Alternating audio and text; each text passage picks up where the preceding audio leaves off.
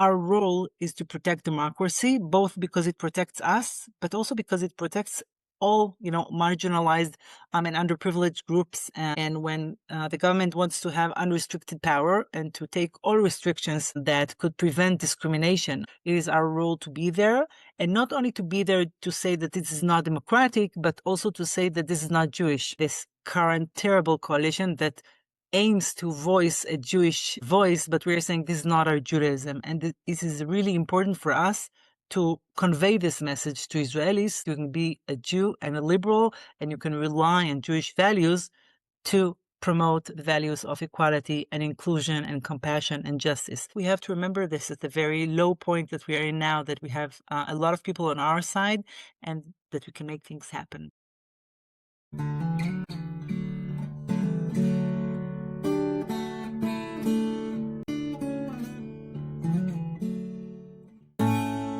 Welcome back to the Pluralist Podcast from both sides of the ocean. I'm Orly Erez-Likhovski, Executive Director of the Israel Religious Action Center. And I'm Rabbi Josh Weinberg, Vice President for Israel and Reform Zionism for the URJ and Director of ARTSA. Today, we have a really special opportunity to share a conversation that was recorded as part of our Israel in Depth Day of Learning. And it was a discussion for a North American audience, but really to preview the joint work between the Religious Action Center in Washington, D.C., and the Israel Religious Action Center in Jerusalem. This conversation brought together Orly, Rabbi Jonah Pesner, Rabbi Lindsey Danziger, and our organizer, Blake Ziegler, to talk about organizing democracy, religious pluralism, and the partnership between Reform Jews in Israel and in North America. It's really a very important conversation to share now because both Israel and the United States are facing major political moments. Israel is preparing for an election that could and will definitely shape the future of Israeli democracy and is going to prove to be one of the most fateful elections ever.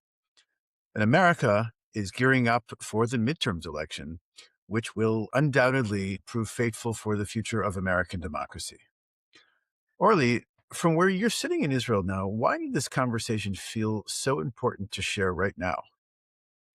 I think so many things are going around us, and we had yet another, we were fearful that we're going to have another round with Iran this week. It's really such a crazy reality, but all the while, our government continues to push very, very fiercely dangerous bills that threaten our very basic fundamentals of our democracy. They're really doing this at an unbelievable rate.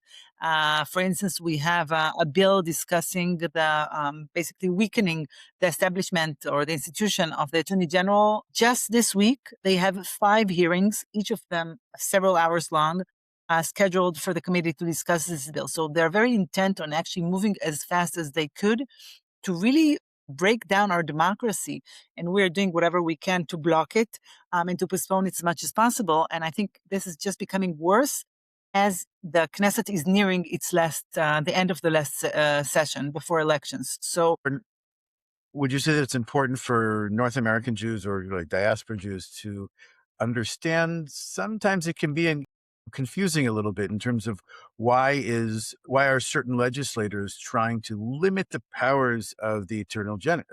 I think it's important for liberal Jews in North America to understand what's at stake and to understand what the government is trying to do. And as you said, to understand how faithful the coming elections are. And I think part of what we're hoping that more and more American Jews are doing is, first of all, understanding, educating themselves and informing themselves about what's happening. And I think really the discussion of Israel in Depth that we had last month was really exactly around those points to give people as much information as possible so they would be knowledgeable about things that are happening. I think it's important to really get into the details and not only talk, with, just slogans and in general terms, actually to understand what's at stake. And I think we have spoken, you'll hear in this discussion, about the similarities of our two countries. I think a lot of things ring very similar to American audiences, things that are happening in Israel, because definitely both our administrations are really teaching and learning from each other, unfortunately. And we have to understand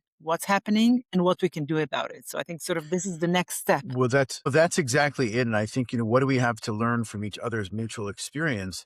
And just before we dive in and have our listeners listen to the conversation or to the session, say just a word about sort of the evolving theory of change of both the RAC and IRAC. We know that over the last 10 years with Rabbi Pesner, the RAC has shifted more to a community organizing model.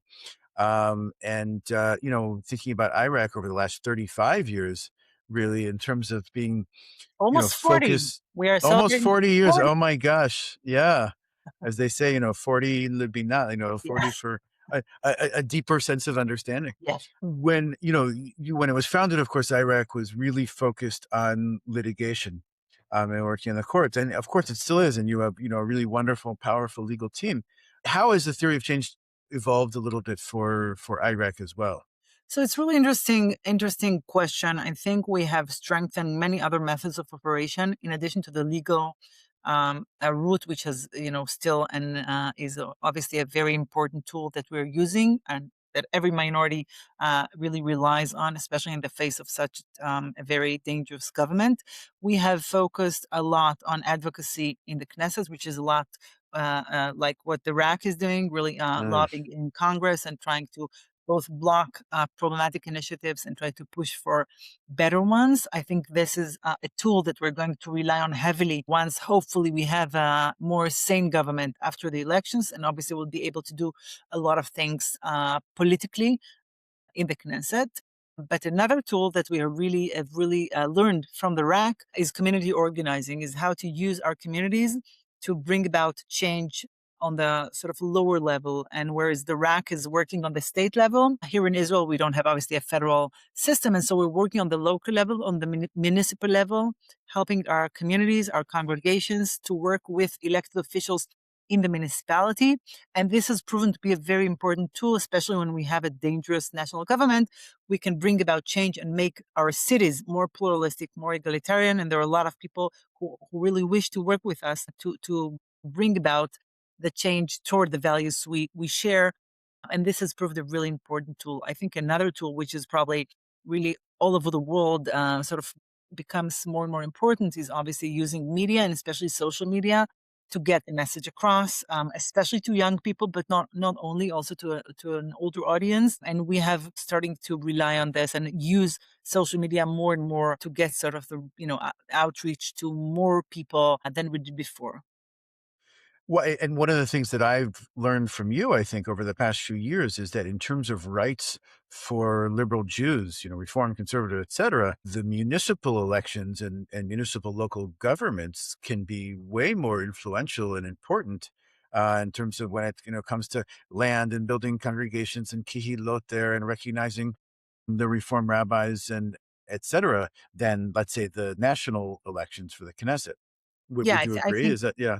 yeah, for our congregations, definitely we have a lot of issues of budget and land allocation, issues of education. There are a lot of power within local municipalities that we can bring about. Obviously, it's not instead of the national arena, which is obviously very, very important, but especially in times of a government like this, I think we understand how important the local arena is. Nevertheless, I think in the conversation that our listeners would soon listen to, we speak a lot about bills, about the Knesset, about our government. And I think around those issues, also to learn from each other is tremendously important. And we are really blessed to have such a wonderful relationship between Iraq and the RAC, and to see how we can both work toward, a more democratic, more egalitarian and just societies. And we have a lot of challenges in front of us, but we have also to realize how far we've come and how so many people share our values. And so we're not alone. Well, that's exactly it. And I think that, one of the themes that comes through strongly here is that we really need each other, right? That Israel and the diaspora, it's a two-way street. It's not just about reacting to crises. It's about, preparing, about organizing, about learning from each other and building that kind of power together.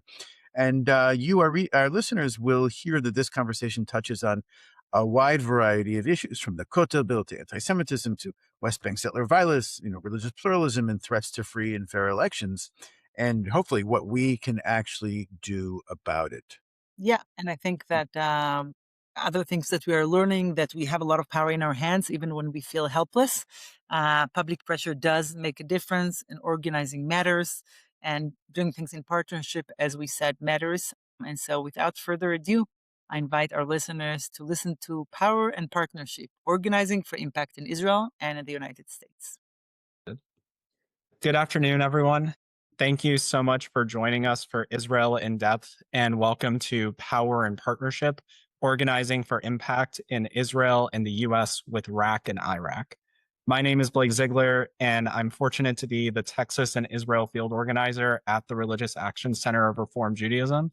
And I'm so thankful to be joined today by y'all, but especially Orly Erez-Likhovski, Executive Director of the Israel Religious Action Center, Rabbi Jonah Pesner, Director of the Religious Action Center of Reform Judaism and Senior Vice President of the URJ, and Rabbi Lindsey Danziger, Director of Campaigns at the RAC. As we transition from the plenary, I hope that we're able to take Rachel's resilience and enduring commitment to justice despite tragedy into today's workshop. As a framing mechanism, I invite us to think about how, at our core, we as people desire to be in relationship and community with one another. In fact, according to our tradition, the first problem that God identified after the creation of the world was that it is not good for the human to be alone. I will make a fitting counterpart for him or them. The relationship between Israel and the diaspora is no different. We find meaning and strength through the power and opportunities we build through an enduring Israel-diaspora relationship. That's especially true in our mutual cause for justice and human dignity for all people. RAC and IRAC share a mission informed by Reform Jewish values of advocating for social justice in the United States and Israel. Despite working in two countries with different political systems and dynamics, we still learn important lessons from each other on organizing, building relationships, and actualizing our vision of a more just world. And especially as the person at the RAC, along with others that work so closely with the work that we're doing on the ground across the US, but also in Israel, that fact becomes all the more important, particularly when it comes to religious pluralism, which is one of the topics that we'll be talking about today. As you can see on the screen, there's a number of snippets from news articles over the course of the last year that highlight that a lot of the issues that we see going on in the United States and Israel, at their core, come down to an issue of religious pluralism. In the United States, for example, we can look to our court system all the way up to the executive branch and see an assault on religious freedom. Just a few weeks ago, the Fifth Circuit Court of Appeals ruled in favor of a law that mandated the display of the Christian 10 Commandments in schools across Texas, which also implicates similar 10 Commandments laws in other states, particularly the American South. We see this as a pattern of other laws that have existed, not only in some states in the South, but also across the country, that do anything from introducing mandatory periods of school prayer to allowing students to be released or get college credit for doing service for their church. In fact, even today, as we're meeting for today's Day of Learning on Israel in Depth, the Trump administration is leading a Freedom 250 event that is marketed as a rededication of America through a Christian lens. In a similar fashion, though, as we see these assaults on religious freedom and questioning about the separation of religion and government, we see similar tactics occurring in Israel, particularly from the religious extremists and the ultra-Orthodox. For example, just in the last few weeks, we saw the return of the Kotel bill, or the 7 years in prison bill, where non-Orthodox practices in Israel at the Western Wall would be met with 7 years in prison, just for the mere fact or practice of practicing your religion at the holiest site in Judaism. Other laws that have attacked religious pluralism and religious freedom in Israel include a bill that would have restricted who counts as a Jew for the purpose of population counts in Israel, but also for citizenship rights, delegating them only to those who meet the halakhic Orthodox definition of Jewish. At the core of these issues, one might look at the United States and Israel and think that these are two countries with completely different political systems, and there's not much to learn from them. But as we can see from the things that we're fighting, at its core, it is a question of these two countries and the attempts within them to restrict the ability of all people to express their religious identity. And that's why the RAC and IRAC are so proud to be working with each other on these issues, and not even on the campaigns that we're collaborating with, but even the ones that are strictly domestic for us. We still learn important lessons from our partners at IRAC, and I'm sure it's the same the other way around. And we see the incredible progress and work that can be done in just a few instances. The first is in our very own state of Texas, a law that would have mandated a daily period of school prayer across the entire state of Texas following the Lord's Prayer per the King James Version of the Bible, which I'm sure I don't have to tell other people is not a prayer that all religions subscribe to, particularly our tradition, was defeated by 99% of school districts, meaning that for millions of public school students in the state of Texas have been protected from being subjected to a coercive practice of prayer led by school officials.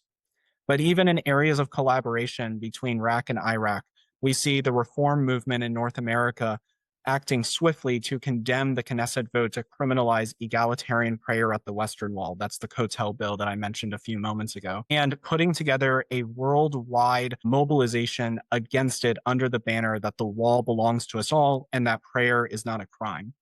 And less than a week's worth of actions, in fact, nearly 4,000 members of the reform movement globally sent emails to their ambassadors from Israel, as well as to Prime Minister Benjamin Netanyahu himself. And the result of that, we saw in multiple instances, led to the delay in this bill, putting it off the table, and consistently applying pressure to show that this bill, if it's passed, will not go past silently, and that there will always be firm opposition against it to show the strength in it. And so we're just so happy to be having this workshop here today to share the lessons that we've learned from each other, both in the United States and Israel, and to celebrate how our collaboration allows us to better address the issues that we're facing. And at its core, the problems that we see in Israel and the diaspora in North America are not that different from each other, which emphasizes the need for cooperation, collaboration, and a mutual commitment to a more just world for all people. And so with that, I'm going to hand things over now to my colleague, Rabbi Danziger, who is going to lead us in a conversation with Orly and Rabbi Pesner. Thank you so much, Blake. Thanks everyone for being here. This is a great crew. I'm seeing so many familiar faces of folks who have been very active with us, getting out the vote for the World Zionist Congress, circulating that petition for the Kotel bill, and also some new faces. So I just want to make sure everyone sticks around to the end because we have some calls to action for y'all at the end, some really important next steps about how you can enter this conversation and start taking action. So, hi, Orly. Hi, Jonah. I'm so excited to be here in conversation with you two, who are really my two rabbis in this work, my partners in this holy work. I really appreciate Blake starting us off with some text, starting us off with some Jewish grounding, because it really feels like we are in a holy partnership. We're in this together. We are doing this work hand in hand, on the phone with each other, on the WhatsApp with each other whenever something is happening, making sure that we get it right, representing the reform movement in both population centers. And I want to start by asking you to just center us in this moment where Israeli Jews and American Jews are facing real turning points for our democracy, pivotal elections, and huge challenges. And I want to ask each of you, how do you understand this moment for the Jewish people? What is our responsibility to protect democracy in this moment? And what are the biggest threats that you see arising? Orly, why don't we start with you?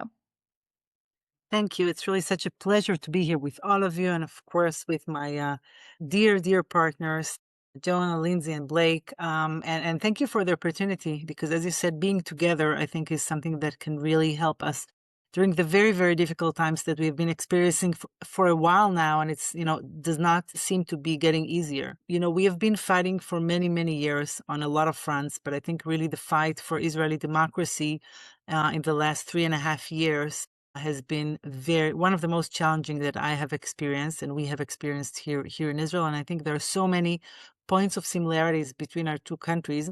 When the attack on our democracy started at the beginning of 2023, we kept saying, Israeli democracy is very fragile. It's not like American democracy, which has so many checks and balances. Now we see that it's not really the case because there are checks and balances, but if, the American president does not respect them, it's a little problematic. Obviously, our system is super, super fragile to begin with. And this is why it was so easy for the government to attack basically all of our gatekeepers of our democracy, which is first and foremost the Supreme Court that has been the target for many, many years, but especially in the last few years for fierce incitement by the government and other gatekeepers, including the Attorney General, which is a very important person in our democracy. And I can tell you that one of the laws that the current government still wants to pass before elections is a law that is going to restrict dramatically the power of the Attorney General and to give the government a lot of control over her role. And this is going to be really devastating to our democracy.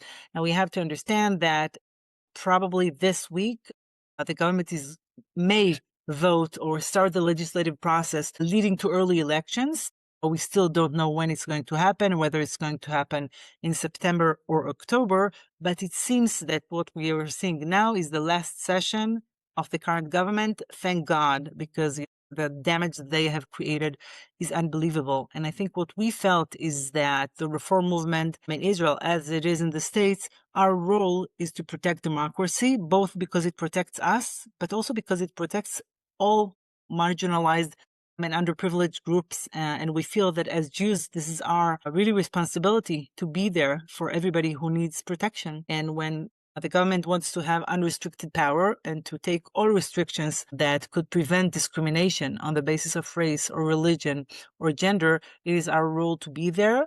And not only to be there to say that this is not democratic, but also to say that this is not Jewish. And this is why our slogan was in the beginning of 2023 that we protect Israeli democracy in the name of Judaism. And I think this is what we have been doing really ever since, including voicing our opposition to dangerous anti-democratic laws and saying that those laws are not Jewish. And just before Pesach, the Knesset managed to pass two very dangerous laws.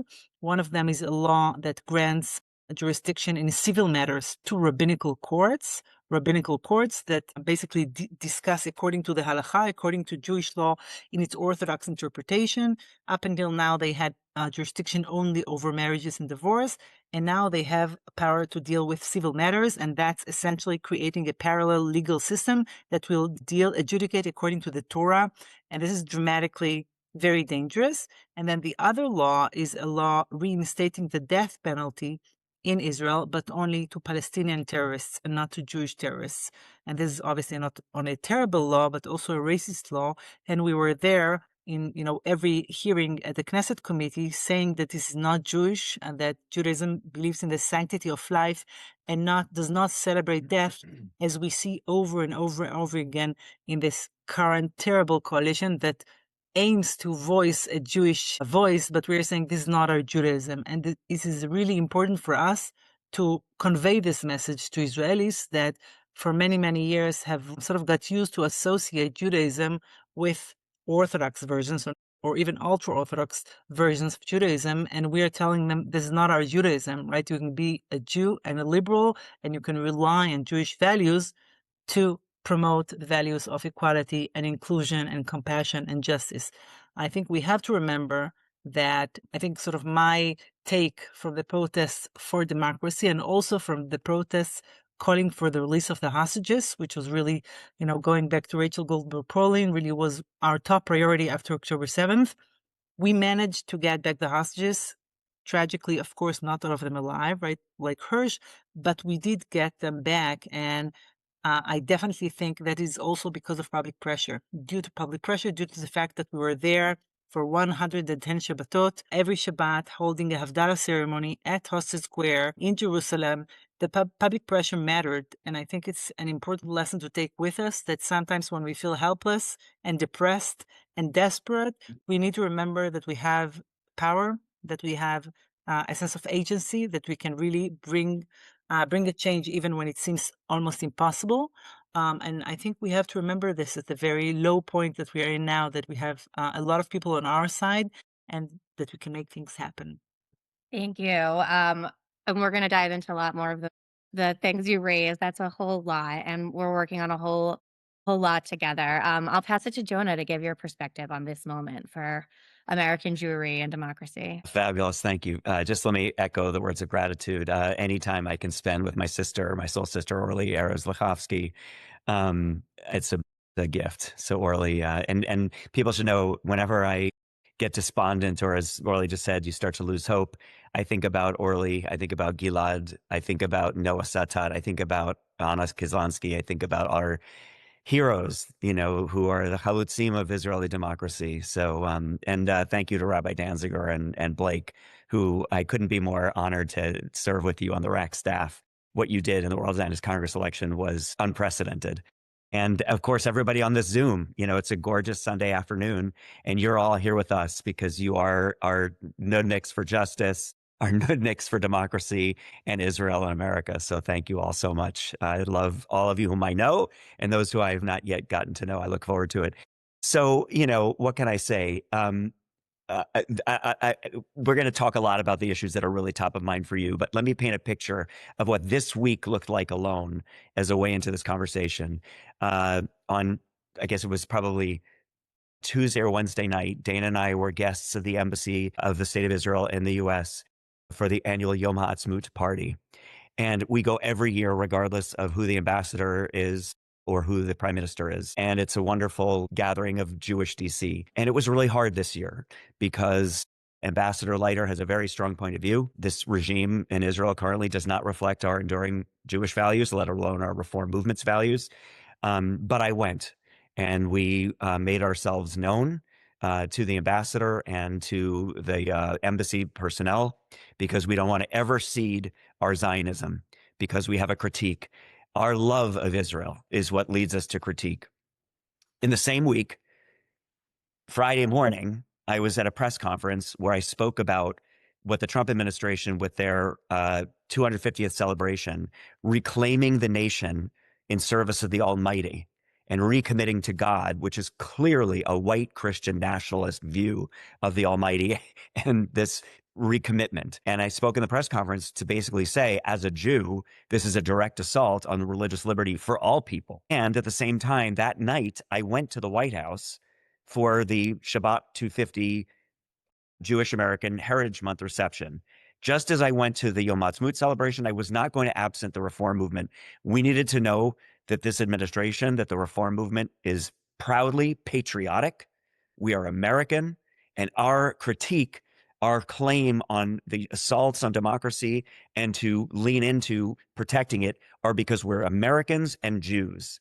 And we won't cede that space. I think this is the cognitive dissonance many of us are living through, where we are being accused of not being lovers of Zion. We're being accused of being unpatriotic because we understand that democracy, as it was, and I'll let Orly weigh in on the Declaration of Independence of the State of Israel, of which I'm not expert, but I believe it is a real, in the grounding fundamental documents of Israel, a commitment to democracy, to human rights, and to the thriving of all people. So too, I spoke on the press conference and said, let us all remember that President Washington, 250 years ago, in speaking to a little bit less, speaking to the Jews of Rhode Island, said, you need not petition the prince or the state for your rights because they were given to you by God, you the children of the stock of Abraham, meaning it isn't about a Christian country, a Jewish country, a Muslim country. Here in America is a pluralistic, inclusive democracy. And he said, we will live in a country that will give bigotry no sanction and persecution no comfort. We should have a conversation about what it means for Israel to be a Jewish and democratic state, because one of the reasons I'm proud to be a Zionist is the way in which Israel manages the tension between being a Jewish state, but a Jewish state that loves our Muslim and Christian neighbors and that protects the rights of all the people in the land. And we can talk more about Rabbi Dick Hirsch and the kind of vision for Zionism he had, and Echad Am, and why the RAC is a Zionist organization, as part of the largest Zionist organization in the world, the Reform movement. But let me just say one other word about kind of what we're up against. I see what you're seeing because most of you are here in the United States and you know what I know. So I won't repeat the litany of assaults that the government that this administration has made on democracy. And as you said, Orly, these checks and balances are only as powerful as they are when you have a liberal and authoritarian figure in the White House controlling the levers of power who is able to put in cronies. And, just today in the New York Times, there was a report that they're going to create a fund of $1.7 billion to compensate all of the people who had been investigated by the Department of Justice under President Biden. So now we have the weaponization of the Department of Justice. We have kind of crony capitalism. All of this is part of the degradation. But I think what was the most chilling for us, and all of you, I think, saw this, but I'm going to lift it up, was when agents of the state, in the name of immigration customs and border enforcement, border patrol, started invading our cities, New York, Los Angeles, Chicago, Charlotte, and of course, Minnesota and New Orleans. Our people saw not just a direct assault on democracy, but the kinds of weaponization of the state to torture minorities, the same way many of us from the old country, my grandma Fanny's, experienced when the agents of the state, the Tsar, would send in the Cossacks to rape, to kidnap, and to murder, right? People may know my grandma Fanny's story of seeing the rabbi of her town dragged to his death by his beard by the Cossacks. And that's why she escaped and came to America. When we Jews see, even though it's about, immigrants, migrants, refugees, people from Latino countries, people from Africa, we see ourselves because we know what it is when the agents of the state. That same week, we were all in Minnesota, and I couldn't be more proud, just in the same way that Orly is right, that the weekly and nightly pressure on the government, when we showed up, thousands of us in Minnesota, and stood guard and block by block, neighborhood by neighborhood, showed up to interrupt ICE and what they were doing and created a ring of solidarity, we basically drove the ICE troops out.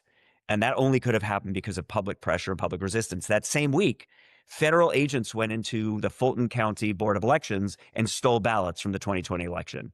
So this is the authoritarian playbook, is the use of federal troops. And by the way, I live in Washington, D.C. There's National Guard on every corner, not every corner, many corners. And it is all an intimidation tactic in the name of law and order. But to say to the citizens, be careful because we have our agents here and we're watching you. We're very worried about what this administration, given its history, January 6th, questioning, delegitimizing free and fair elections, what'll happen as we come up with our midterms, which will be a month or maybe two after the Israeli elections. So we should have a robust conversation, but clearly the intersections and the alignment. You'll hear from Blake later what we can actually do about it. We are not powerless. There's a lot we can do to create circles of protect our vote circles. Lindsey, is that what we're calling them? Yes. But let me stop there. I'm our sure there'll congregation. be lots of questions. And I'm just going to keep along the same lines, Jonah. And you talked a little bit touching on anti-Semitism, but I want to talk directly about anti-Semitism in the United States. And you were talking about cognitive dissonance in this moment. I think you've actually taught me that anti-Semitism is something that does not require cognitive dissonance, and how we can confront anti-Semitism bravely and seriously and with some nuance. So in your perspective, what is the interplay between anti-Semitism, democracy, and how should the Jewish community be responding to anti-Semitism right now? Is that to me? That's to you. Yeah. Yeah. No, thanks, Lindsey. This is really important because I should have said this right up front. Amidst all of this, it's not just that there are these attacks on democracy. There's attacks on our synagogues, right? There's attacks on our people. Temple Israel of Bloomfield Hills, one of the largest congregation, if not Reform, in the world. Someone with some kind of ties to Hezbollah. We don't fully understand what they are, but drives his truck into the front doors of the synagogue and could have committed mass murder against our people. Thank God the good people of Temple Israel have had active shooter drills, which is an abomination, by the way, that schools and synagogues and other institutions have to have active shooter drills. That's an abomination. We should never get used to that. But our congregation in Jackson, Mississippi, down south where you're sitting, which had been firebombed in the 60s by the Klan, was firebombed again, this time by white supremacists. So you have kind of the Nazi Klan white supremacists on one side who hate us, and then you have the kind of Hezbollah, Hamas aligned kind of folks who are acting in the name of a free Palestine. I don't think they are making anyone in Palestine safer or protecting anybody, but this is what it is. So because this is real, people are afraid, and rightly, in our fear, we tend to kind of tighten ourselves, close off relationships, hunker down, create walls. But if we've learned anything, it's that our safety is in our solidarity. We're 2% of the population. Jews are never going to be safe if we just try and protect ourselves. So next week, in an exercise of democracy, thousands and thousands of Jewish leaders will fly to Washington, D.C. with JFNA and the RAC and other partners to lobby for more security grants for synagogues. There's no way $1 billion is going to get allocated if it's just the Jews alone advocating. This has to be because of our multiracial interfaith friendships, where people on Capitol Hill, grassroots members who vote for their congresspeople, are joining in that chorus with us and saying we believe a healthy America and a safe America is one in which the Jews are safe. So that's fine. And we need that money and we have to protect the synagogues. But you also all know what I know, which is there's no amount of cameras and barriers and bulletproof glass that's going to keep us safe. Ultimately, our safety is when this entire country commits itself to the thriving and the protection of all minorities, right? People may not remember that the origins of the RAC, which is looked at as this outward universalistic social justice organization, was founded because of anti-Semitism. Kivi Kaplan saw the sign, "No Jews, no dogs," and the black taxi driver said they don't even bother with us. So Kivi's response wasn't, oh, I've got to give money for more security for our synagogues. It was, I've got to give an institution that will build relationships with the black community so that the black and Jewish communities together can bring about civil and human rights for all people, including protecting Jews. So that's why we're going to lean into our democracy, because we think that it's democratic norms and institutions that will keep Jews safe, and our multiracial relationships across lines of religion that will keep us safe. We do it because it's good to do for the other, but we do it because imenan ili mili, if we're not for ourselves first, who will be for us? And if we aren't for others, then what are we? Just to put a fine point on this, God bless our wonderful congregation, Ari Margolis and the congregation Vernon Hills, Illinois. They had a anti-Semitic graffiti painted on their wall. By the way, it was on the interior wall facing into the synagogue. So it was a direct threat to the people sitting inside, as less of a public statement on the outer wall. And he had within days hundreds and hundreds of people, including the imam at the local mosque, with whom they have real differences about Israel, Palestine, Gaza, etc., but all at Shabbat, standing in solidarity, arm in arm, saying, we will all protect this congregation. And I called him, I said, how did you do it? And he said, I've been paying attention to everything you've been teaching us for the last 10 years, right? That we have to build these interfaith, multiracial relationships to keep everybody safe. Thank you so much, Jonah. And this idea of safety and our solidarity, we were talking about all the similarities we have between Reform Jews in Israel, Reform Jews in the United States around democracy and elections. And sadly, we also have similarities around this, around threats to the way that we practice our religion. So I'm going to pivot to Orly. We have a lot of really good questions coming in right now with specifics. I know this is a busy time in the Knesset and you are running. Can I ask you to just start by telling us how you spent your morning? Yeah, well, I had a very, very busy day. I woke up at 5 o'clock and went to join the Women of the Wall Rosh Chodesh prayer at the Kotel this morning. So we arrived at the Kotel at 6:15, 6:20 in the morning. And soon a lot of women and girls, and even like really young girls, obviously came to the women's section with one aim, which is to disrupt the prayer of Women of the Wall. So after a few months of most like sort of normal prayer, it wasn't like completely quiet, but it was sort of okay. Today it was really, really, really violent. I think every time I come there, it's just unbelievable how crazy it is just trying to conduct a prayer at the women's section once a month. This is something you can't get used to. So we had people screaming at our ears, shouting, cursing us, whistling, putting like prayer books in front of our faces. The police was there. There was always heavy police attendance. At the beginning, they didn't do anything. And then they, sort of asked them to move a little bit so they won't be crammed on us. The fact that there were so many women and girls is a direct result of incitement and the calls by Avi Maoz, who is the member of the Knesset who submitted the Kotel bill, and other people on Channel 14, which is our Fox News. They had like a whole campaign smearing Women of the Wall and Reform Judaism. We're going to write them and maybe even sue them because obviously they said terrible things about us, but calling on people to come and prevent, Reform women from, desecrating the wall. So it was definitely an organized thing. We're seeing students, right? Female students coming from religious schools. They're bused to the Kotel. That's sort of part of the curriculum. It's unbelievable how much hatred they're being taught. So this was in the morning. We had a few, maybe 10 conservative teenagers from Brazil joined the prayer. They took it very hard. They were in tears. They were really scared. So it was sort of really influenced me a lot. I took it to heart too. So it was shocking. Like every month, I'm like, how can people be so hateful and come just, with one purpose, to prevent others from practicing their religion. Once again, Women of the Wall managed to smuggle a Torah scroll, and just saying this is unbelievable, right? The fact that they need to smuggle a Torah scroll to the wall in order to read from the Torah.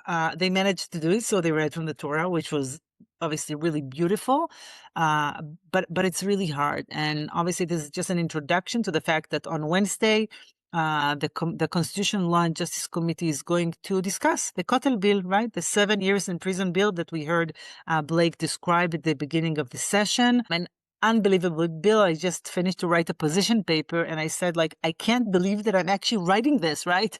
A bill that says anybody who is going to pray not according to the chief rabbinate's way, meaning egalitarian prayer or Women of the Wall, is going to be subject to 7 years in prison. Okay, so it's not only that now they're discriminating us, they want to outlaw us completely.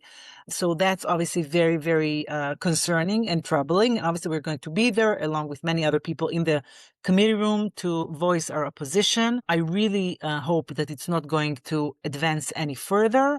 I've been asked what can be done if it would pass, and I'm sure it would be struck down by the court, but I don't think we'll get there. I hope we won't. First, because hopefully this government is going to dissolve soon, the Knesset, but in general, we're going obviously to voice opposition both within Israel and outside of Israel, so people would understand that this is something that should not be even possible to think about in the state of the Jewish people. As we've heard from Blake, we're seeing other bills as well. We have to be very vigilant just to keep, track of all the bills that keep popping up, including bills to change the law of return, to abolish recognition of our conversions that we managed to achieve after decades of struggles in the Supreme Court, and many, many other dangerous bills.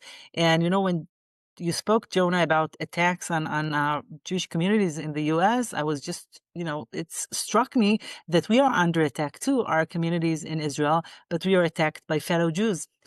So I guess people remember what happened in Ra'anana a year ago on Memorial Day, on the screening of the Israeli-Palestinian Memorial Day ceremony of the Bereaved Families Forum and Competence for Peace, where hundreds of violent people came to try to prevent the screaming from happening, and used a lot of violence. And I was there too, and I was injured when a stone was thrown at my car and shattered my window shield while I was driving. And this is something that I've been carrying with me ever since. And we have other communities who have been attacked. They had stones thrown at them. We have right-wing extremists trying to look whether something is wrong in our communities and, file complaints, many of them fake complaints, to the municipalities in order to try to, take the synagogue from them. So we're seeing really a concentrated effort to attack our communities all over Israel.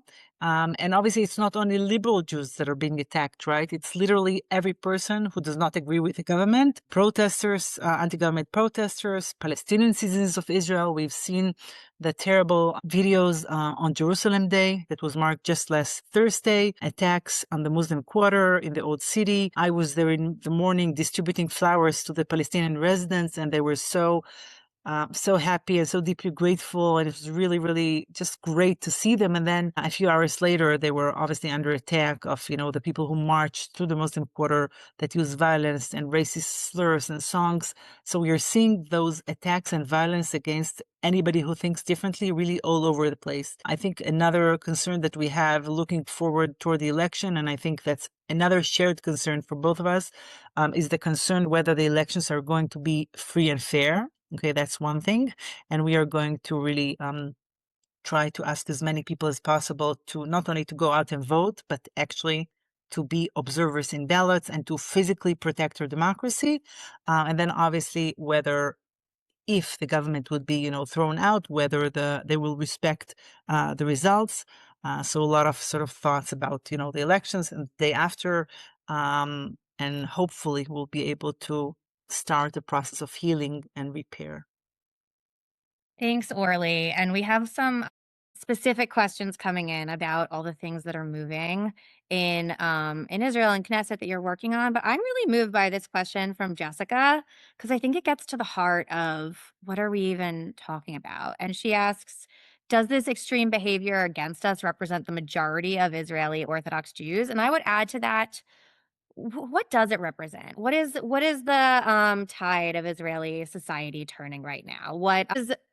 Who are we in coalition with? And who is organizing against those of us who are pro-democracy, pro-pluralism? What is that demographic breakdown like right now?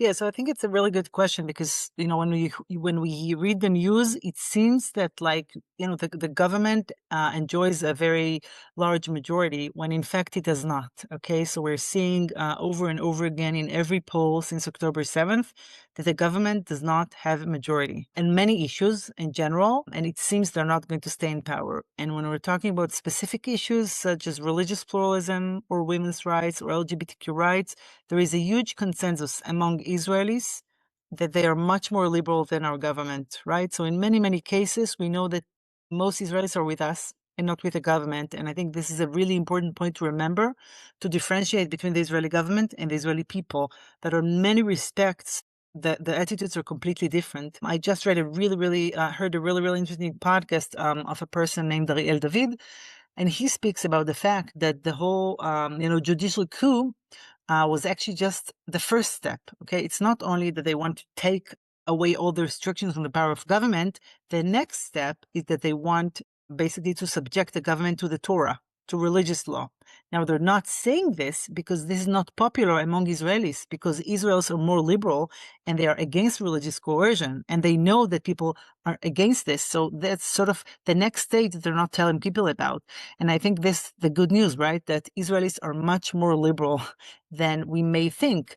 And we have a lot of support on many issues. The Kotel bill, okay, 52% of Israelis are against this, okay? And when we talk about secular Israelis, the numbers are much higher. Marriage and divorce, how the Shabbat should look like, whether there should be transportation on Shabbat, fighting gender segregation on the public sphere, rights for LGBTQ, all of those, at least 70% of Israelis are for them. And we have to remember this.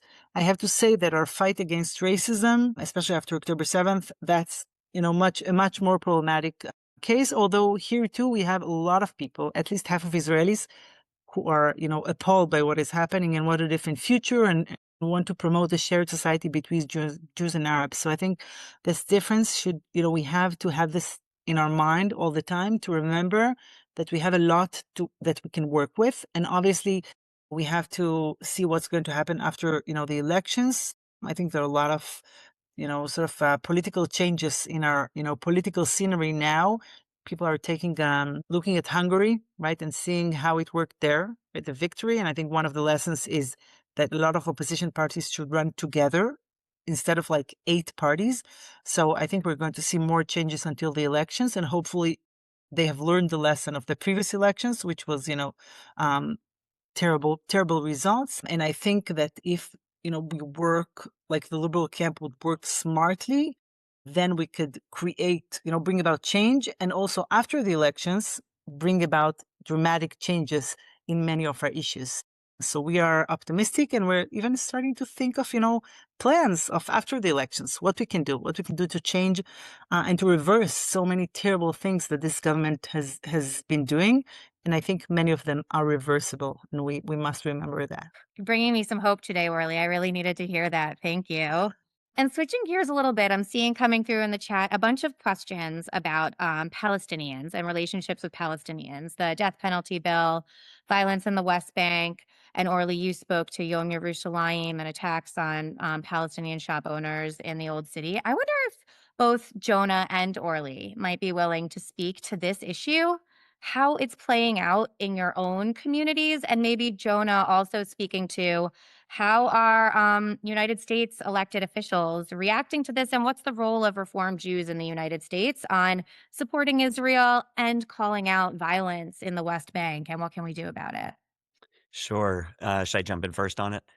Sure. This is really hard and really important. I'm really glad people raised the Palestinian issue. It is in some level like the third rail. Just look what played out this week. And by the way, it's often said, but worth repeating, when American Jews debate and discuss Israel, they're not actually talking about Israel. It's a fight that's happening about us. And oftentimes there's no Israelis in the conversation. It's kind of a dynamic here in the States. But look at the dynamic that played out this week. So Nick Kristof publishes his piece. And two things happened. There was both a pile-on by those who were like, in a very binary way, exactly, this is proof positive of the way in which this is an apartheid regime committing genocide. Here's, a smoking gun. And the pile-on the kind of Israel defense industry was immediate and swift, using language like this was a blood libel against the Jewish state and anti-Semitic and. Thank God for people like Josh Weinberg, who wrote a brilliant op-ed that was in JTA. I urge everybody to Google it while we're talking. It's, 4 or 5 paragraphs, so it's a quick read, but wait to read it after our session's over, who said what should be obvious and that the reform movement stands for, which is you can have two things be true at the same time, right? It is true that there are those who demonize Israel, who only look at one set of facts. Nick Kristof is not a neutral actor. The New York Times allowed unverified, unproven assertions to be reported as fact.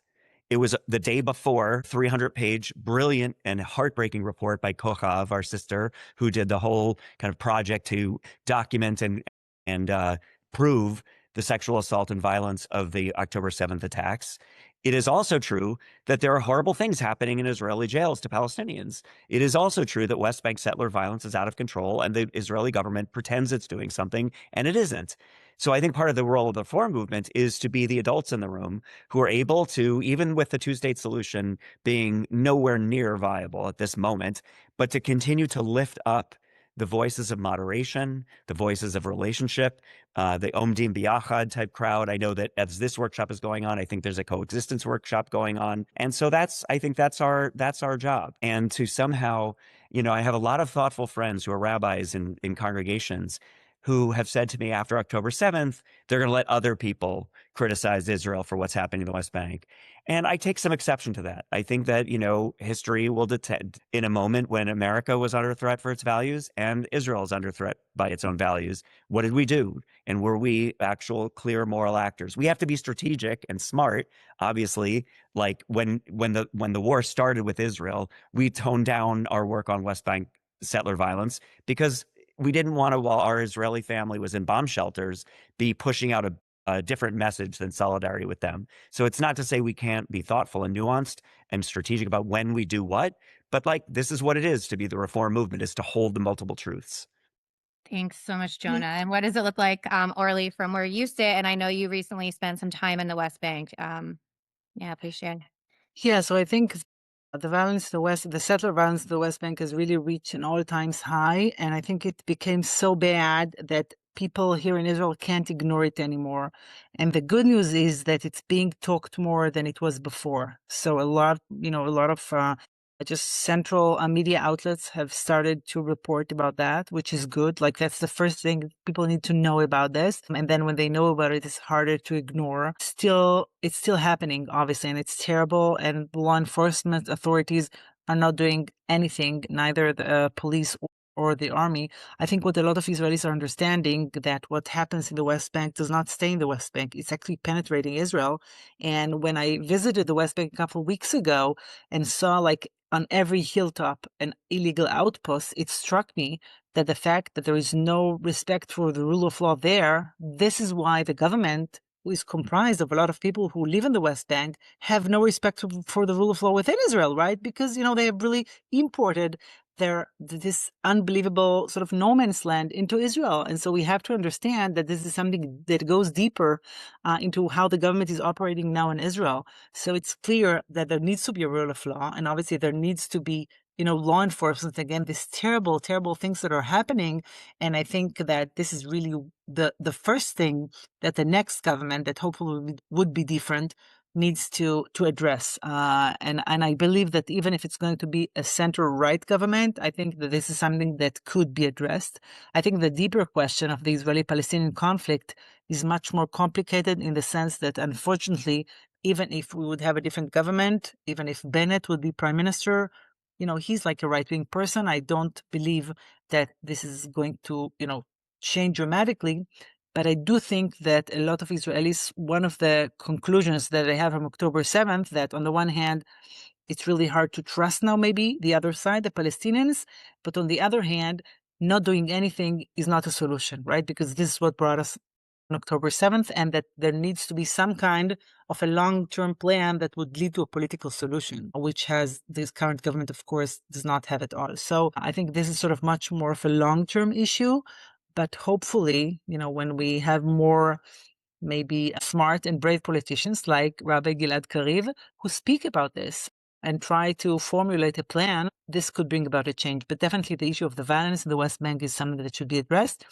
By the way, as well as violence within Israel in Arab villages and cities, which has also reached a record high and needs to be addressed. And the previous government had a plan that started to decrease the numbers of, the murder rate within Arab cities within Israel. So I think this is another huge issue that is should be addressed as urgent as possible. And just add to what Orly said, if, a great example of where the partnership really, really matters between our movement in Israel and our movement here. There was some controversy about our work on West Bank settler violence, but then Maram, the Reform rabbinical body a rabbinical body in Israel, issued a spectacular, beautiful, rigorously Jewish, with sources, statement condemning what was happening in the West Bank. That gave us enormous cover here, because we could say this is coming from our Israelis. This is not some imposition of American values on Israel. So I think the more we can stay in lockstep, we will be strengthened. Thank you. And I think that's a beautiful illustration of how we just need each other. We need to be in this together. Really, one of the things that gets me out of bed in the morning and makes me passionate about the work that we're doing together is the fact that, as you both shared, Jews are safer in democracies. Jews have always been safer when there are democratic institutions protecting us. And both of the Jewish population centers are at a historic turning point for our democracies. And we have so much to learn from one another. I know we have a lot to learn from everyone in Israel who took to the streets en masse and got over the things that divide them and were able to unite on one really important thing. I know that we in the US are thinking really deeply and strategically about how to protect the integrity of our elections. And that's something you are starting to think about. So my last question for both of you, before we turn it to next steps, is what do you think we have to learn from one another, and why do we need each other?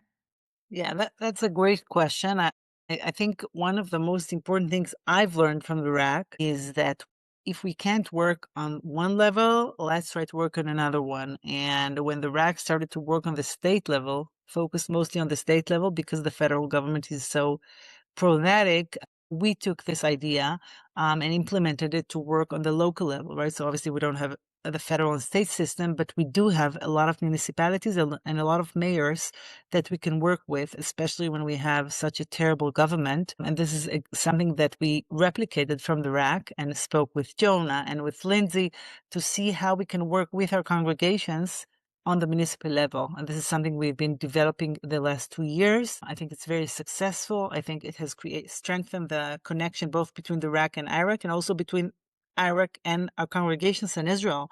And I think that's, we sort of stepped up on our community organizing thanks to you. And I think that's really, really important. And it gives us a lot of hope because we have so many liberal mayors, as you have, liberal governors that we can work with on the local level, and to see that, not all is lost. We have, as I said before, a lot of good people who share our values and that actually at this time specifically want to change. And so this is something that, we definitely took upon us. And in addition, I would say having, a lot of campaigns, including email campaigns where we ask people to send emails. Blake spoke about the Kotel bill that we ask people to send letters. We are using it more and more in Israel, and I can tell you when it's timely and when we're talking about specific issues that people feel strongly about, it's very, very important and to the point. It gives people a sense of capability that they can do something in a time where they feel depressed and helpless. And it could make a change. Public pressure, I think, could really, really matter, even to crazy governments as we have now. So I really think of sort of diversifying our tools and giving people more and more things that they can do, other than just saying, oh, it's so hard, blah, blah, blah. We can make a difference. So that's really helpful for me. Thank you. What do you think, Jonah? I think it's really hard, and I think we have to lean into the tension. I think this is what this moment calls for, and I think everything that we've been talking about is what has to happen. So, just amen to Orly. Thank you. Thank you both for your candor, for teaching us, and chazak, chazak, v'ni chazek. I believe that we will be a lot stronger if we are working together. I'm going to turn it back to Blake to tell us what are our next steps and our calls to action. Yes. Thank you so much, Rabbi Danziger and Orly and Rabbi Pesner, for the incredible conversation and insights that all of y'all had to offer for this last hour. I'm so excited to share how we can take the important message and call to action that y'all have brought us and all of the communities that we represent bringing into this call and talk about what next steps look like. So on your screen, if you scan the QR code on your screen, you will be brought to an action guide that brings you to a number of other QR codes and links to take various actions covering the different topics that we talked about today. And I'll also share a link to it as well in the chat in a moment. But in a few ways, there are ways that you can take action and continue to build off of the important discussions that we've had today. One of those is to stay informed, just to get more information so that way you know the information and can bring that into the conversations that you're a part of and learn more opportunities to get involved. There's a few ways you can do that. The first is subscribing to the RAC and IRAC newsletters, as well as listening to the Pluralist Podcast that Orly mentioned that she and Rabbi Weinberg host. It's an amazing podcast that covers a number of topics, and the newsletters give you important updates and opportunities to take actions on religious pluralism, protecting democracy in Israel and the United States, and more. You can also join the Israel Organizing Project. Following our success in the World Zionist Congress this past year that Rabbi Pesner and Rabbi Danziger mentioned, we launched the Israel Organizing Project to meet our reform movement's need for more sustained action around Israel and promoting reform values in Israel. The way the project works is it focuses on grassroots leaders engaging their congregations and communities in pursuit of nationally led campaigns around the ideas of religious pluralism, protecting democracy in Israel, and securing security and peace for Israelis and Palestinians. You're more than welcome to join these groups and bring the campaigns to your congregations, and also to be part of creating that work and creating the campaigns. In fact, many of the initiatives that we talked about in today's call are the result or close coordination with the Israel Organizing Project teams, which are entirely lay leader led.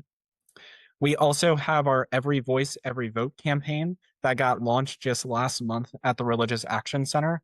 And I can't emphasize enough one of the repeating themes that has been brought up in this workshop, and that's the intersection of democracy and themes of anti-Semitism and the relationship between America and Israel, and for us as Reform Jews in North America and Israel.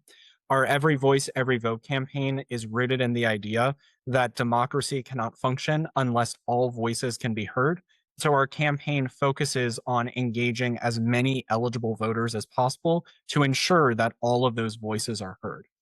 The QR code in the action guide for Every Voice, Every Vote will bring you to our website that gives all of the opportunities that you can do to get involved, ranging from sending postcards to eligible voters or joining our new Protect Our Vote teams. And I especially want to highlight the Protect Our Vote teams because those are focused on engaging the critical areas in the American election that we believe, in coordination with our partners, are going to be the heartbeat and the main battleground for things like the preservation of election integrity and ensuring that all people are able to exercise their right to vote. So we encourage you to join our Every Voice, Every Vote campaign there. Because, like was shared in the discussion that we just saw, anti-Semitism does not exist in a vacuum. It also exists alongside democratic backsliding. And so if we want to take a stand against anti-Semitism and also promote greater democracy in Israel, we also have that role to play at home in North America with our own elections in the United States. We also encourage you, for the American participants in the call, to use our QR code in the Action Alert Guide to urge Congress to prevent West Bank settler violence. The West Bank Violence Prevention Act was filed in Congress this past session and would sanction individuals in Israel that are convicted of committing settler violence, which is one way that we as American Jews can work to exert pressure in our position to better combat the violence that is happening in the West Bank against Palestinians. Lastly, one of our core partners at ARTSA and the RAC and the URJ, America, Israel, Democracy, is doing an initiative called Fly and Vote, focused on bringing Israeli expats from around the world back to Israel for the election to protect democracy and make sure that their voices are heard. Fly and Vote is important because, for those who don't know, there is no absentee voting in Israel. So you're either in the country to vote or you don't get to vote at all. So it's vitally important that anyone in your network who you know may be an Israeli that lives outside of the US, that they know how important it is to participate in this upcoming election, as Orly explained earlier. And for those that may not be Israeli and cannot join or vote in the election, you can support Fly and Vote in other ways by sharing information, promoting their efforts, as well as staying in the loop on our end about other ways that you can get involved to protect democracy in Israel. But most importantly, we want to thank everyone for your time today, not only for this workshop, but for the entire day for Israel in Depth. Like Rabbi Pesner said, it's a beautiful day outside, and we really appreciate everyone's time and attention on these important issues and cannot impart enough that this kind of work of enacting change and bringing about that more just world begins with moments like this of heeding the calls to action and participating in even those smaller efforts that build up to the larger movements of change that bring about the world we hope to bring. But thank you all so much and enjoy the rest of the day. Thank you. Bye-bye. Thank you all so much. Orly, get a good night's sleep. Thank You you. get some rest. Love you all. Thank you. I hope you enjoyed this conversation. And I think we all agree that Israel can be better and will be better, but that required really honest conversations. It requires organizing. It requires partnership. And it requires that people believe that they still have agency, even in very, very difficult and challenging moments. Of course, partnership means more than just standing together when things are easy. It means preparing, it means learning from each other, and it means developing those relationships in order to build the capacity to act when democracy and pluralism are under threat. As both Israel and the U.S. move towards elections, these questions will only become more urgent. So conversations like this are exactly why we started this podcast. This podcast exists because we believe Israel can be better for all who live here and for all who care about it from afar. But that takes, as we said, honest conversation, and it takes partnership. So if these conversations are important to you, please share them and help us keep the conversation going. And to stay up to date, subscribe on YouTube or wherever you listen to podcasts. If you'd like to help us grow, please leave a 5-star review. Maybe something along the lines of, I was really worried about democracy in the upcoming elections in both Israel and the United States. But after listening to the leadership of IRAC and RAC, I'm really more inspired to dig in and to get involved. Something like that, you could use. You don't have to use it verbatim, but share a post on social media, send this episode to someone who should be part of this conversation. And if you'd like to sponsor an episode, we would welcome that. It's a great way to honor a birthday, an anniversary, or a way to prepare for the upcoming elections. Toda rabah. Thank you. Bye-bye.